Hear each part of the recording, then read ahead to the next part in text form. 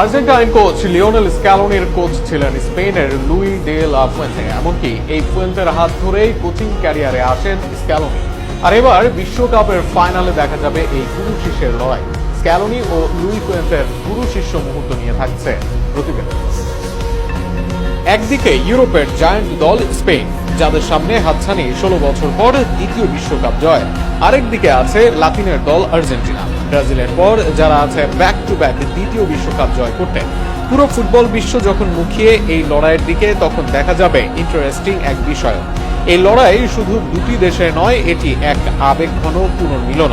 কারণ দুই দলের ডাগ আউটে থাকবেন এমন দুই কোচ যাদের সম্পর্ক একসময় ছিল শিক্ষক ও ছাত্রের। ফ্রান্সকে 2-0 গোলে হারিয়ে ফাইনালে উঠেছে স্পেন। অন্যদিকে দারুণ লড়াইয়ের পর ইংল্যান্ডকে 2-1 গোলে হারিয়ে টানা দ্বিতীয়বারের মতো বিশ্বকাপ জয়ের স্বপ্ন বাঁচিয়ে রেখেছে আর্জেন্টিনা। এক দলের ডাগ আউটে আছেন লুই দে ফুয়েন্তে, যিনি মাত্র 1 গোল খেয়ে দলকে নিয়ে এসেছেন ফাইনালে। অন্যদিকে আছেন লিওনেল স্ক্যালোনি, যিনি এক বিশ্বকাপ জয় করে আছেন টানা দ্বিতীয় বিশ্বকাপ জয়ের সামনে। তবে সম্পর্কে এই দুজন একজন আরেকজনের গুরু শিষ্য। স্পেনের coach Luis de la Fuente 2017 সালে স্প্যানিশ ফুটবল ফেডারেশনের কোচিং একাডেমি লাস রোসাসে প্রশিক্ষক হিসেবে দায়িত্ব পালন করতেন। সেই বছরই ফুটবল ছাড়েন লিওনেল স্ক্যালোনি। এরপর খেলোয়াড়ি জীবন শেষ করে কোচিং কোর্সে ভর্তি হয়েছিলেন লিওনেল স্ক্যালোনি।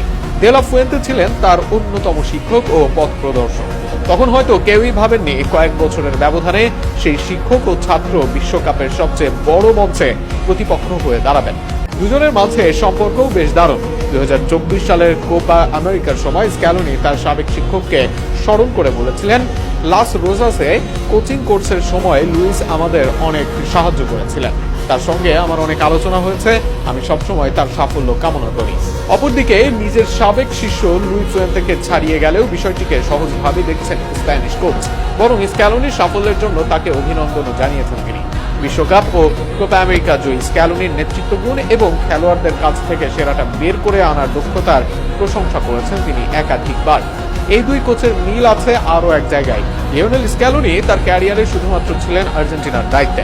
অপরদিকে আলাভেসে ভারপ্রাপ্ত কোচের দায়িত্ব ছাড়ার পুরোটা সময় স্পেনের কোচই ছিলেন লুই ফুয়েন্তে। ধাপে ধাপে এসে কোচিং করাচ্ছেন স্পেন দলকে। তাই দুজনই নিজের দল সম্পর্কে ভালোই জানেন, আবার জানেন একে অপরের সম্পর্কেও। যদিও এখন আর বন্ধুত্ব বা আবেগের জায়গা নেই। বিশ্বকাপের সোনালী ট্রফি জয় লড়াইয়ে শিক্ষক ও ছাত্র দুজনই নিজেদের সেরাটা উজাড় করে দিলেন। 90 মিনিটের জন্য তারা আর বন্ধু নন, তারা দুই প্রতিদ্বন্দ্বী। আর সেই লড়াই শেষেই জানা যাবে বিশ্ব ফুটবলের সবচেয়ে বড় পরীক্ষায় শেষ পর্যন্ত কার কৌশল, কার শিক্ষা এবং কার নেতৃত্ব বিজয়ী হয়।